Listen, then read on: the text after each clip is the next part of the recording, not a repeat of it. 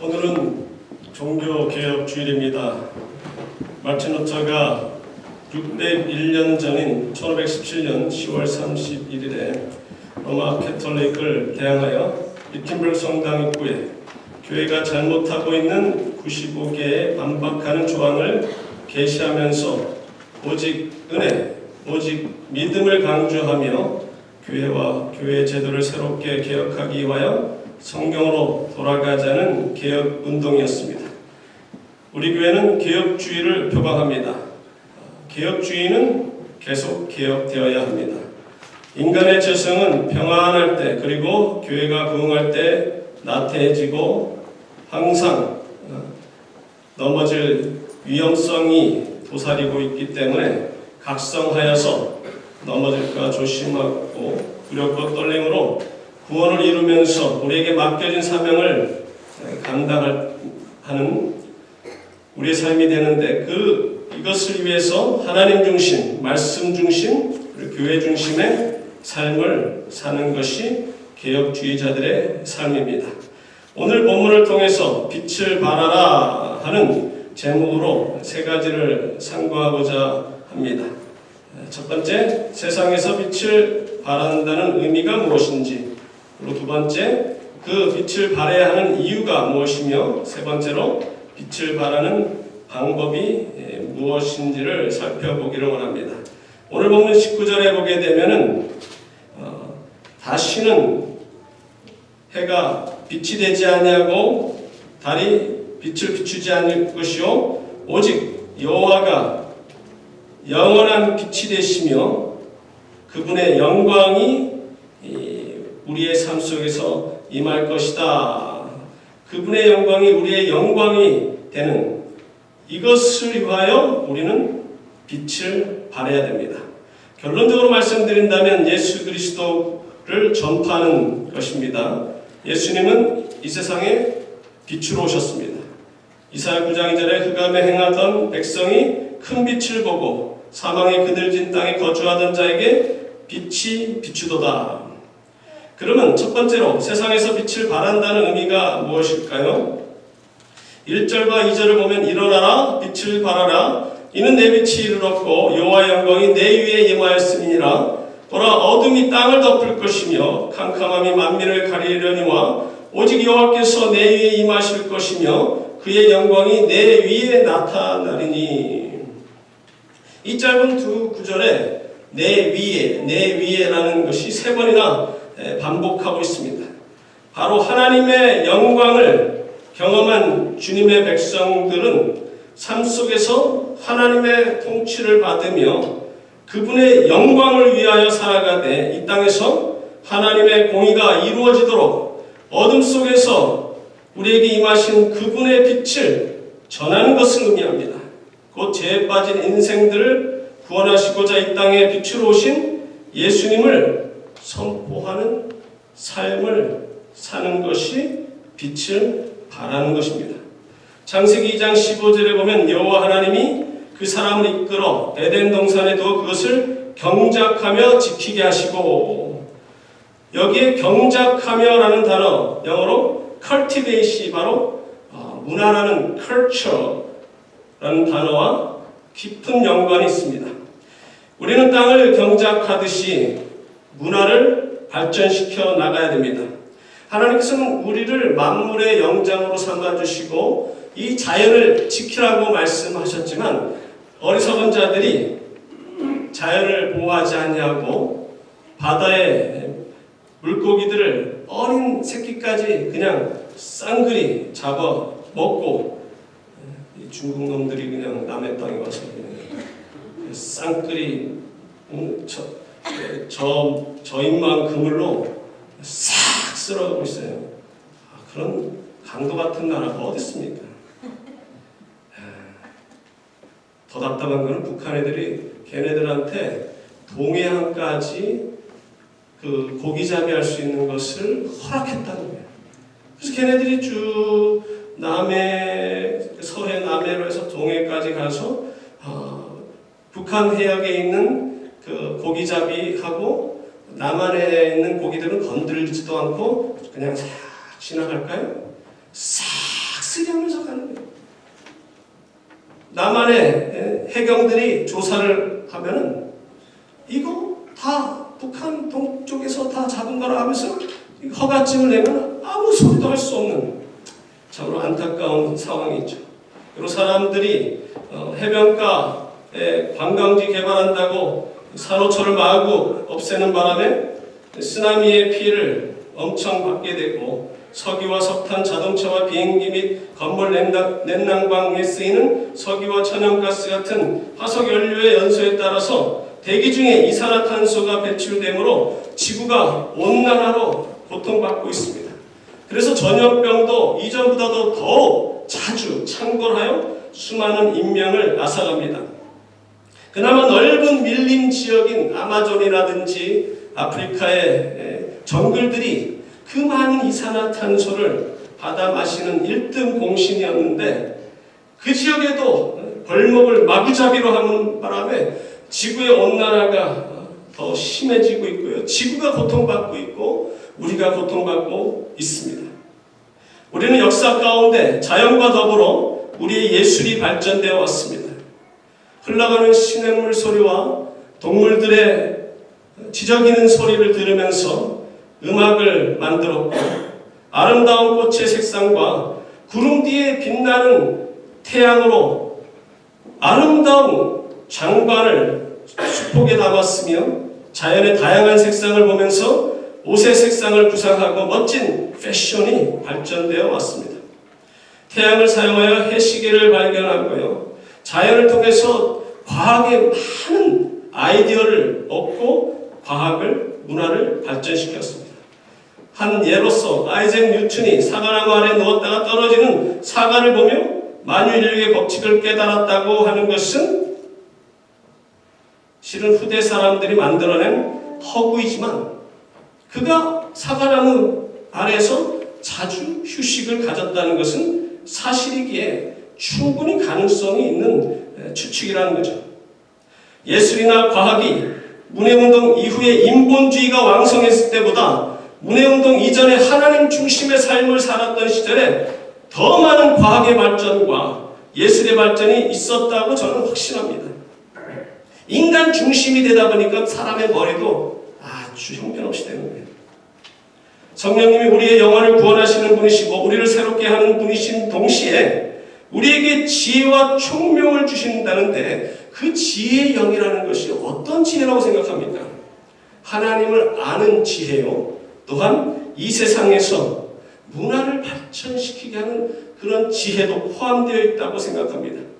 마치 출애굽기 36장에 부살렐과 올리압에게 성령님께서 충만하게 임하시어 지혜와 총명을 허락하시고 그들로 하여금 조각하며 또 정색, 자색, 홍색 실과 가는 배실로 수놓을 수 있는 그런 달란트를 주신 것, 바로 문화를 발전시키도록 하셨다는 겁니다. 세상의 과학, 의술, 모든 것이 하나님께서 우리에게 주신 선물입니다. 인간을 통해서 발전하게끔 그것을 누리는 그런 축복을 내려주신 것이죠. 두 번째로 세상에서 빛을 발해야 하는 이유가 뭡니까? 하나님이 이 세상을 창조하시고 문화명령을 내려주셨습니다. Cultural Mandate라고 하는 이 문화명령은 아담과 하와를 창조하시고 생육하고 번성하라고 명령하시어 우리로 하여금 이 자연을 지키라는 의무를 부여해 주셨다는 것이라는 거죠. 그러므로 창세기의 문화명령은 예수님이 승천하실 때 우리에게 당부하셨던 지상명령과 연관이 되어 있고요. 문화명령이 완성되는 것이 바로 지상명령을 순종할 때 이루어지는 거예요. 수많은 사람들이 하나님을 알고 하나님께로 나오며 하나님을 섬기는 그것이야말로 우리 교회가 해야 될 일이고 그것이야말로 세상에 나가서 빛을 발하는 겁니다. 오늘 본문에서 22절이라는 긴 구절이긴 하지만 이것을 둘로 나눌 수가 있어요. 첫 번째는 세상 사람들이, 수많은 사람들이 하나님께로 나오는데 빈손으로 나오지 않냐고 많은 부, 많은 금, 귀한 것으로 와서 하나님의 백성들에게 온다는 거예요. 우리가 세상에서 영향력을 미치고 세상에서 빛을 발할 때 그들이 우리를 존경하고 우리와 함께 와서 함께 하나님을 섬기는 놀라운 일을 하시겠다고 약속하시는 거예요. 두 번째로는 우리를 대적하고 하나님을 대적하는 자들에게는 심판이 임한다는 겁니다. 처음 부분, 많은 사람들이 나온다, 하나님께로 나온다 계속적으로 반복합니다. 3절에 왕들은 비치는 내 광명으로 나오리라. 4절에 내 눈을 들어 사방을 보라. 무리가 다 모여 내게로 오느니라. 내 아들들은 먼 곳에서 오겠고 내 딸들은 안개 올 것이라. 5절에 내 마음이 놀라고 또 화창하니. 수많은 사람들이 하나님께로 오니까 와 기뻐서 어쩔 줄 모르라 한다는 거죠. 6절에서 스바 사람들은 다 금과 유황 가지고 와서 여호와의 찬송을 전파할 것이며, 9절에서도 이스라엘의 거룩한 이에게 드리려 하는 자들이 와서 내가 너를 영화롭게 하리라 말씀하시고, 11절에 이방 나라들의 재물을 가져오며 그들의 왕들을 포로로 이끌어옵니다. 세상 사람들이 하나님께로 나옴으로 말미암아 하나님께 예배드릴 수 있게 위하여 우리가 세상에 예수 그리스도를 선포해야 합니다. 그래야 공의 하나님께서 우리를 통해서 영광 받으실 뿐만 아니라 악한 자들, 복음을 거부하는 자들을 마지막 날에 심판하게 될 것도 우리가 경험하게 될 것이라는 거죠. 이것이 바로 하나님의 공의가 이 땅에 이루어지는 것이고 하나님의 영광이 우리 가운데 임하신다는 뜻이 되는 겁니다. 끝으로 세 번째로 세상에서 빛을 발하는 방법이 무엇이 있습니까? 하버드 리처드 니버그가 1951년에 쓴 Christ and Culture라는 책을 시카고 트리니티 신학교 연구교수인 D. 칼슨이 그의 책을 재검토해 써낸 작품을, 그 책을 작년에 이제 읽었는데요. 그 니버의 5가지 유형을 소개하는데, 첫 번째 Christ against culture, 두 번째 Christ of culture, 세 번째 Christ above culture, 네 번째 Christ and culture paradox, 다섯 번째 Christ transform culture.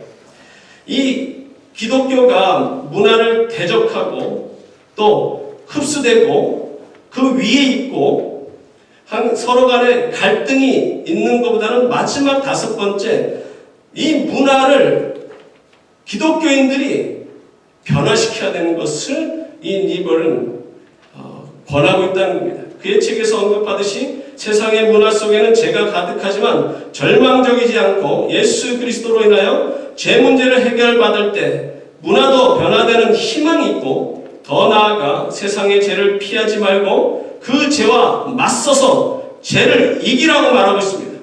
그 그리스도로 인하여 죄 문제도 해결받을 뿐만 아니라 세상 문화를 그리스도로 인하여 변화시키라는 말이죠. 기독교가 문화를 변화시켜야 돼요. 제가 한 2번 정도 언급한 것 같은데요. 한 번은 주일날, 한 번은 수요일날 언급한 것 같은데, 제가 주일학교 1학년 때인가 2학년 때 대전에서 그날 그 고난주간에 예수님의 그 영화를 보여주는데, 교인들보다도 이웃 사람들이 더 많이 왔습니다. 예배당이 저희 교회 예배당 많은데 얼마나 많이 왔는지 앉을 자리가 없어요. 의자가 있는데 다 서서 왔어요. 그 당시는 TV도 그냥 부잣집에 한두 개인데 한두 집이 갖고 있기 때문에 무슨 뭐 기밀 레슬링 하려고 그러면은 그 이발소 아저씨 집에 모여서 구경하고 그러던 시절인데, 그런데 필름으로 큰 화면으로 예수님의 그 영화를, 지저스라는 영화, 세계에서 가장 많은 나라 사람들이 보았던 그 필름을 보여주는데 세상 사람들이 다 몰려와서 감동받고요. 예수 믿지 않는 사람도 다 울어요. 그냥. 그때는 마음이 또 사람들이 어려서 또 그랬거든요. 교회가 세상의 문화를 능가할 뿐만 아니라 그들의 삶을 변화시켜야 된다는 거죠. 우리는 문화적 활동을 통하여 하나님께 영광을 돌리는 삶을 살아야 합니다. 제가 하나 질문을 드리겠습니다. 창세기 11장에 나오는 바벨탑을 쌓아 올리는 것이 잘못된 겁니까? 당연히 잘못된 건데 물어보는 자체가 이상하니까 다들 어안이 벙벙하신 것 같은데요. 이 자체가 잘못된 게 아니에요. 얼마나 그 옛날에 어떤 기술로 어렸을 때 그 바이블 그림 바이블 보니까 바벨탑이 너무 올라가서 구름을 뚫고 올라가는데 그것은 지나친 상상이고 추측컨대는 지글랏의 그 형태 7층으로 되어 있는, 그러나 이 높이는 1층마다 높이가 상당히 높기 때문에 상당히 높은 20-30m 이상 되는 그 바벨탑을 쌓을 수 있다는 자체가 얼마나 대단합니까? 이 건축 양식이 얼마나 발전됐습니까? 문제는 바로 자신들의 이름을 내고자 하는 자들 때문에 문제가 대한 것이고 하나님께 불충한 죄가 되어 하나님께서 저들을 흩어놓으셨다는 겁니다. 얼마 전에 제가 유튜브에서 피라미드를 왜 만들었는가? 이것은 파라오의 무덤만이 아니라 라면서 그 장시간에 그 연구한 그걸 보여줬는데요. 이 피라미드는 그냥 단순히 무덤이 아니라 번개가 치셨을 때 그 번개를 받고 아래에서 전기를 흡수해서 전기를 생산하는 그런 발전소 역할을 했다는 거예요. 그 옛날에 충분히 가능할 겁니다.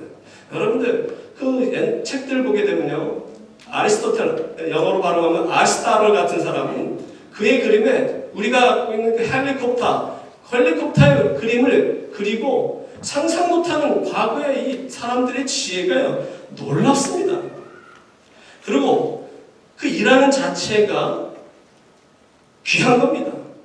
어떤 사람들은 사람들이 죄를 범해서 특히 남자가 나가서 땀을 흘려서 흙을 파고 일을 해야만이 먹을 것을 얻기 때문에 일하는 것이 죄의 결과라고 생각하는데 천만의 말씀. 일은 성스러운 겁니다.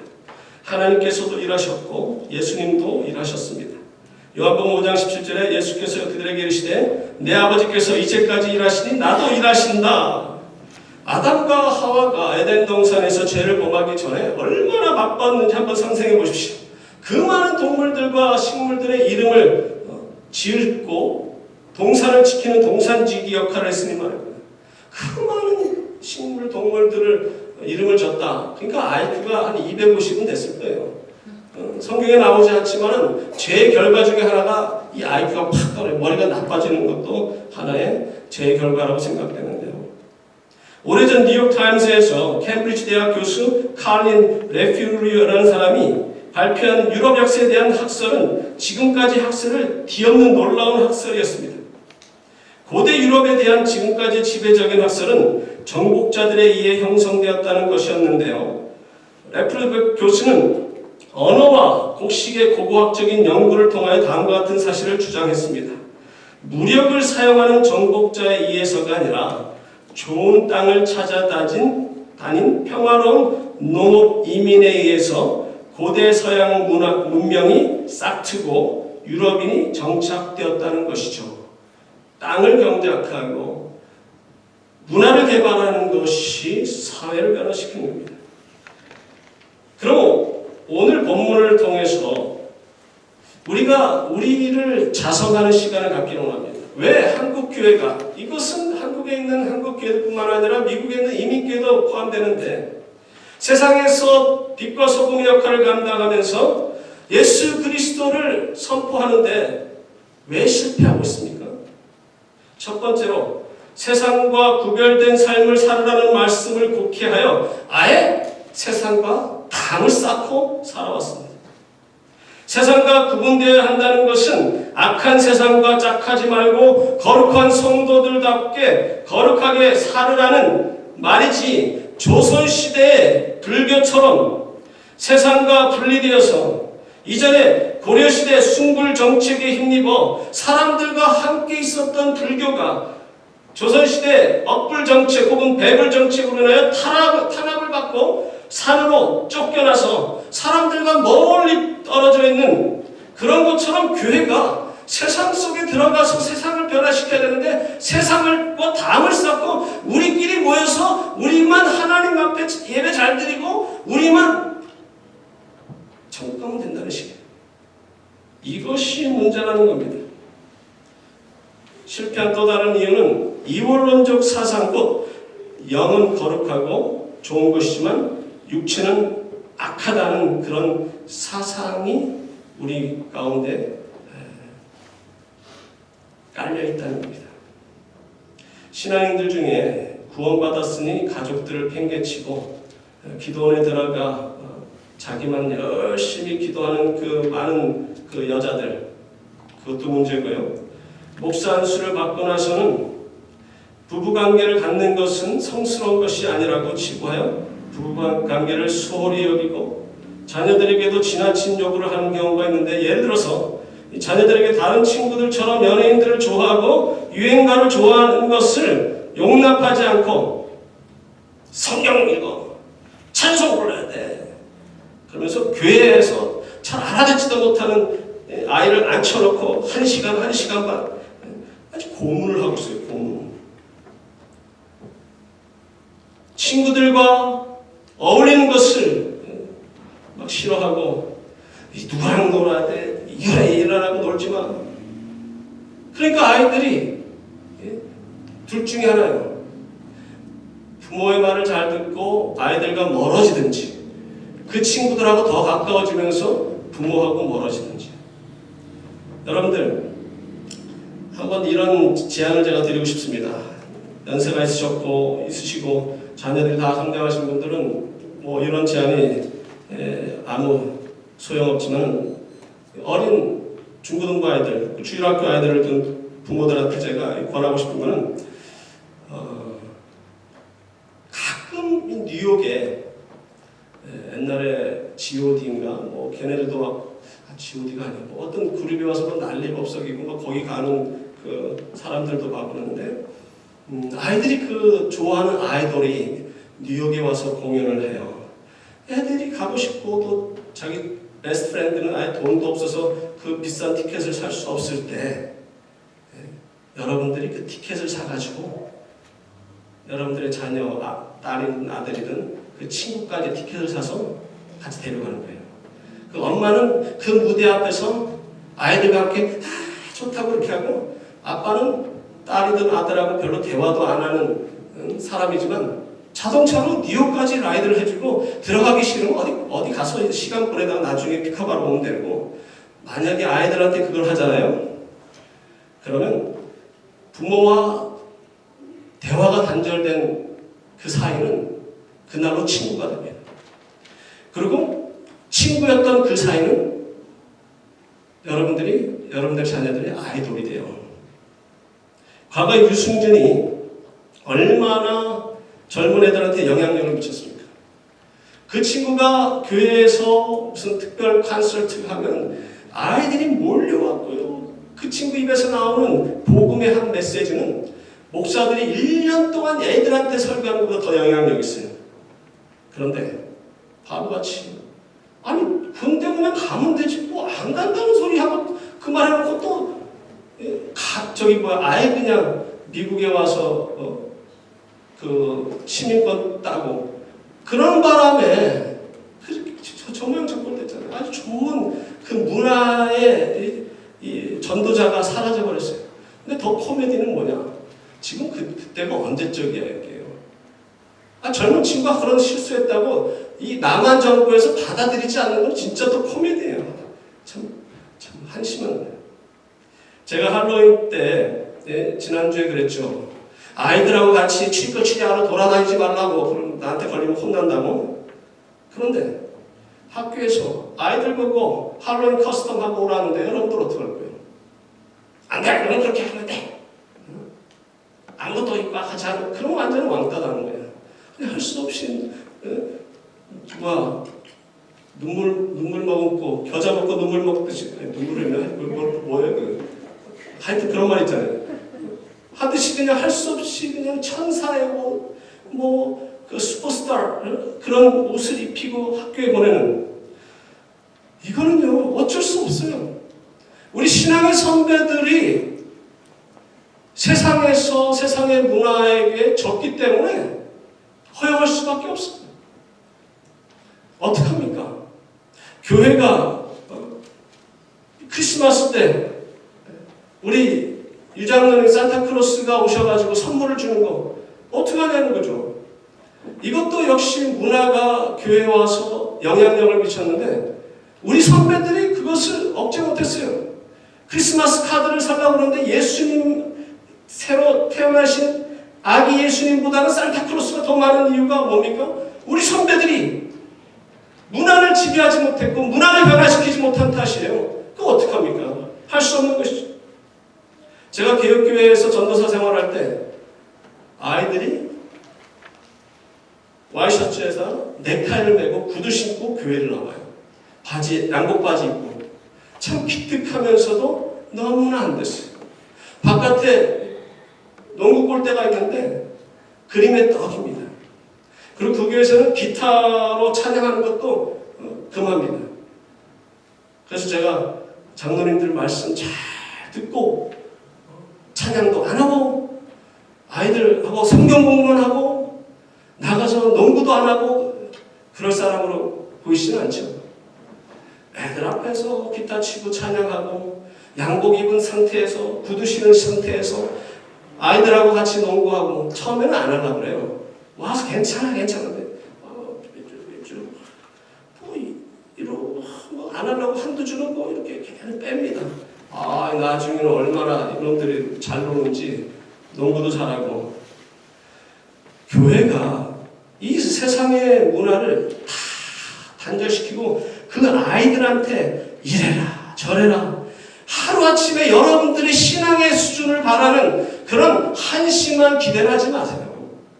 한국에서 겨우 서울에 있는 대학교 갈 수 있는 아이한테 서울대 가라 연고대 가라 그러니까 애들한테 부담이 돼서 아예 그냥 포기하게 만들 거예요. 신앙생활도 마찬가지예요. 여러분들이 원하는 그 수준에 가려면 시간이 한참 걸려요. 그들의 눈높이에 그들에 맞춰서 바람직하지 않는 것 같지만 그들에게 같이 K-팝 콘서트도 같이 가서 걔네들하고 친구가 되어주셔야 돼요. 그냥 대화가 되고 그 대화가 돼야 복음을 전할 수 있죠. 여러분들이 만약에 그 아이들이 원하는 그것을 해주면 그 아이들이 여러분이 원하는 것을 하기 시작할 거라는 거죠. 아무리 그냥 하라 말라 그리고 저놈의 그 마귀 새끼 하나님의 자녀가 될 수 있도록 기도하고 아무리 백날 기도하는 거예요. 앞에서는 말도 안 하고 식사 시간에 서로 대화도 안 하면서 방 속에 방에 처박혀가지고 너희들은 내 마음 몰라. 내가 너희들 얼마나 사랑. 백날 울면서 기도하면 뭐하냐고요. 아이들과 친구가 되어주고 아이들과 함께 그 아이들이 좋아하는 것을 같이 하면서 아니 주일날 운동하면 안 돼? 주일날 사 먹으러 가면 안 돼? 무슨 콘서트 구경하러 가면 안 돼? 그 다음에 제가 생각나는 가수가 하나도 없어가지고 하여튼 나오나 별로 안 좋아. 하여튼 가수가 와서 같이 가서 공연 보면 안 됩니까? 그 사람들 그 친구들이라든지 친지들이라든지 그 사람들을 변화시키려면 그들 함께 문화 속에 젖어들고 그들을 이해하고 기다려줘야 돼요. 술, 담배 하는 거 제가 금하지 않지 않습니까? 그 하시는 분들 하도록 해요. 뭐가 무슨 큰 문제예요? 여러분들처럼 돼야 되는 법이 있습니까? 나처럼 11조 생활해야 되고 나처럼 술, 담배 하지 말아야 되고 나처럼 새벽기도 나가야 되고 왜 그런 걸 강조합니까? 잘난 척하지 마세요. 그게 그렇게 중요해요? 그 사람들이 나중에 가서는 여러분들보다 더 훌륭한 하나님의 종으로 사용될 줄 누가 알아요? 기다리세요. 그들의 수준에 맞게 그들을 하는 것을 이해해주고 허용해주고 사랑으로 품어줘야 된다는 거죠. 또 다른 실패의 요인은 뭐냐면요, 바로 도덕적인 타락입니다. 많은 기독교인들이 잘못 이해하는 것은 신앙생활과 세상의 일을 완전히 분리시키는 거예요. 심지어 교회에서 교인들에게 세상에서 일하는 것은 주의 일이 하는 것이 아니요, 교회 와서 봉사하는 것만이 주의 일이고, 세상에서 열심히 일하여 돈 버는 것은 단순히 주님의 사역을 위하여 하나의 방편이라는 것을 가르쳐주는, 이것은 잘못된 가르침이에요. 주일날만 주님의 날입니까? 모든 날이 주님의 날이지만 특별히 주일날, 이 날을 정해서 함께 모여서 하나님께 예배를 드리고 그분 안에서 안식을 경험하는 것이 주님의 날이라는 거죠. 6일도 다 주님의 날입니다. 일주일 내내 우리의 삶이 하나님께 살아있는 산 예배를 드려야 되는 삶을 살아야 돼요. 그렇기 때문에 세상에서는 믿는 사람인지 믿지 않는 사람인지 구별이 안 돼서 주일날에는 아주 거룩한 직분자인데 세상에 나가서는 믿지 않는 사람하고 똑같은 사기치고요, 거짓말하고 인플루이들 임금 착취하고, 이러니까 문제라는 거예요. 이런 썬데이 크리스천 너무 많기 때문에 세상에서 비도덕적인 삶, 크리스천인지 구분이 안 되는 삶을 하니까 빛과 소금의 역할을 감당하지 못하고 교회가 붕하지 않는 거예요. 인류학자 J.D. 얼윈이 지구상에 존재한 88개의 문명을 분석한 결과 그 나라와 문명은 백성의 도덕성이 높을 때 흥했고, 문명이 쇠망할 때는 반드시 성적 문란이나 양심에 피폐된 도덕성이 떨어졌을 때였다고 발표했습니다. 이런 얼윈 박사의 연구에 의하면 나라와 민족의 세태에 있어서 자기 방종이 큰 영향을 끼쳤다는 거죠. 한국이 70년대 초 아주 큰 붕이 일어났습니다. 다른 나라에서 찾아볼 수 없는 유례없는 큰 붕을 하나님께서 허락해 주셨어요. 근데 도덕성은 빵점이에요. 크리스찬인지 크리스찬이 아닌지 구별이 안 되는,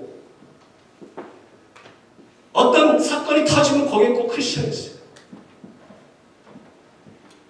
세상에서 본이 되어야 될 목회자가 벌써 돈을 밝히고 교회 돈을 횡령하고 성적 문란을 행하고, 어떻게 교회가 세상을 변화시킵니까?